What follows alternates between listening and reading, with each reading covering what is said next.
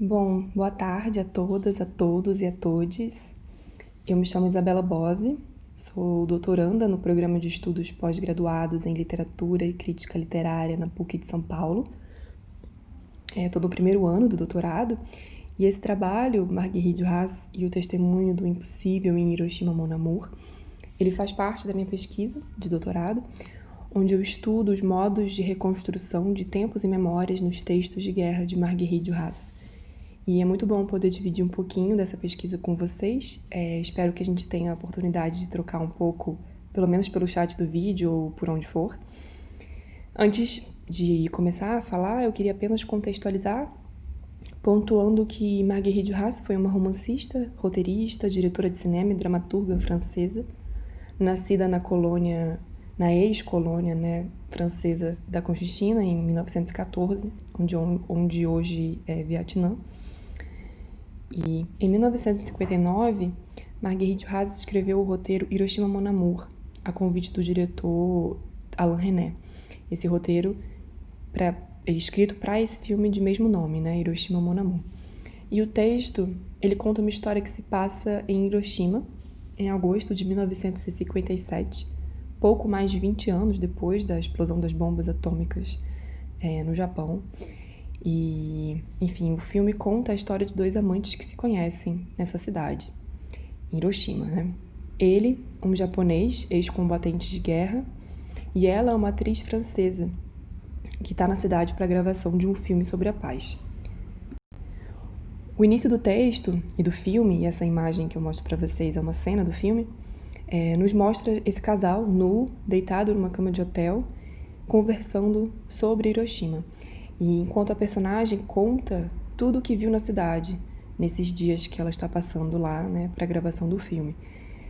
E enquanto ela vai contando o que viu, nós vamos vendo imagens dos museus, dos corpos mutilados, os sobreviventes, todos esses rastros. Ela diz, trago aqui um trechinho para vocês em francês, vou fazer uma tradução aqui enquanto eu falo. Ela fala, 4 vezes no museu de Hiroshima, eu vi as pessoas andando. Eu mesma olhei pensativa o ferro queimado, ferro quebrado, o ferro se torna vulnerável como a carne. Cabelos anônimos que as mulheres de Hiroshima encontrariam completamente caídos pela manhã ao acordar. Ela segue narrando, tudo o que viu, enquanto ele responde taxativo: Je n'ai rien vu à Hiroshima, rien. Você não viu nada em Hiroshima, nada. Duras, ela escreve justamente sobre essa impossibilidade de falar da tragédia de Hiroshima, essa impossibilidade de representar o que não cabe na palavra nem na imagem. E na sinopse do roteiro, que ela publica como livro em 1960, um ano depois da estreia do filme, ela diz que a sua escolha ao colocar esses dois amantes falando dos horrores de Hiroshima deitados nus na cama é uma escolha voluntária, é uma decisão. Ela diz: podemos falar de Hiroshima em qualquer lugar, até na cama de um hotel, durante os encontros amorosos do amor adúltero. Ela segue dizendo que não vale a pena a gente ser hipócrita, porque não há sacrilégio em falar de Hiroshima na cama de um hotel. Porque se há algum sacrilégio, é justamente a tragédia de Hiroshima em si, E essa personagem francesa, insistente em narrar tudo o que viu na cidade, ainda que o amante lhe responda repetitivamente que ela não viu nada, essa personagem ela está em Hiroshima para a gravação de um filme sobre a paz. E que não chega, como Marguerite Duras diz, não chega a ser um filme ridículo, mas é apenas um filme a mais, um filme como qualquer outro. Diferente do filme Hiroshima Mon Amour, escrito por Duras, que não tem a intenção de representar o impossível dessa tragédia, o impossível da guerra, muito menos de falar de uma paz, ali onde paz nenhuma existe. Depois de tentar contar tudo o que ela acredita ter visto em Hiroshima, essa personagem francesa, provocada pelo amante japonês, começa a falar dos próprios traumas de guerra, que ela viveu na pequena cidade de Nevers, na França, onde ela teve a sua primeira história de amor com um soldado alemão durante a guerra. E esse soldado, No final da guerra, ele é morto pelos aliados e ela vê esse soldado morrendo. Enquanto o país inteiro comemorava a vitória, o fim da guerra, essa paz, os pais dessa personagem, envergonhados pelo envolvimento da filha com o soldado inimigo, lhe raspam o cabelo e a trancam no porão de casa, onde ela experimenta a loucura. Essa loucura, da qual ela tenta falar 20 anos depois para esse amante japonês em Hiroshima, ainda que falhe, né? E a gente pode pensar aqui também em Beckett, que dizia, né, falhar de novo, falhar melhor, e escrever, dizer, contar desses traumas é também falhar sempre, né? E assim a escrita de Juhas nos revela o testemunho do impossível desses traumas de guerra. Não se pode ver ou falar de Hiroshima, assim como não se pode ver ou falar de Nevers. Cada personagem assume, então, como nome próprio os nomes de suas cidades. Os personagens, tanto a francesa como o japonês, não têm um nome próprio no texto de Juhas. E no final, né, ele diz: Hiroshima é o meu nome, né? Hiroshima é meu nome. Eles assumem, né, os nomes de suas cidades. E sobre isso, Juhas escreve, também no prefácio, né, da primeira edição do livro. Eles se chamam novamente, o quê? Nevers, Hiroshima. Na verdade, eles ainda não são ninguém aos olhos um do outro. Eles têm nomes de lugares, nomes que não são. É como se o desastre de uma mulher de cabeça raspada em Nevers e o desastre de Hiroshima se correspondessem exatamente. E o nosso objetivo aqui, portanto, é analisar como esse texto de Juhas constrói o testemunho do impossível, estirando os limites da literatura e do cinema, para além de uma simples tentativa de representação. E para isso a gente vai dialogar um pouco com dois pensadores que são centrais para a minha pesquisa, que é o Jacques Derrida e o Márcio Zeliman Silva, cujas teorias sobre testemunho e literatura, ou literatura de testemunho, nos ajudam a aprofundar essa reflexão. Bom, nessa foto a gente vê Marguerite Duras, que dos 25 aos 30 anos viveu em Paris durante a ocupação nazista alemã na França. E ela participa ativamente da resistência francesa e do Partido Comunista. Em 1944, ela escapa de uma emboscada na qual seu marido, Robert Antelme, foi preso e enviado ao campo de concentração Buchenwald. Ele só voltaria desse campo de concentração depois do fim da guerra, em maio de 1945, completamente irreconhecível, magro, quase sem vida. E Juhas, ela escreve durante e sobre essa espera do marido em seus diários. E em 1985 ela publica esse livro, La Douleur, A Dor, né, a tradução para o português, em que ela narra esse período do fim da Segunda Guerra Mundial, colocando em contraste a sua memória, a memória dessa dor, e a memória nacional de uma vitória que não inclui a dor do povo, como ela mesma diz. E ao final desse livro, ela conta o momento em que ficou sabendo da explosão da bomba atômica em Hiroshima.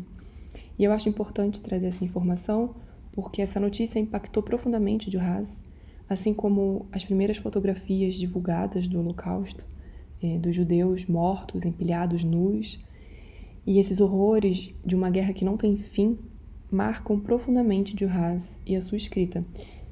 E a sua revolta maior, como a gente pode ler em muitos momentos desse livro, La Douleur, é contra a resistência do governo francês e de todos os aliados em comemorar uma vitória, essa falsa paz, né? Enquanto o horror continuava vivo, presente no corpo de seu marido, no seu corpo, no corpo desses sobreviventes judeus, japoneses, tantos outros.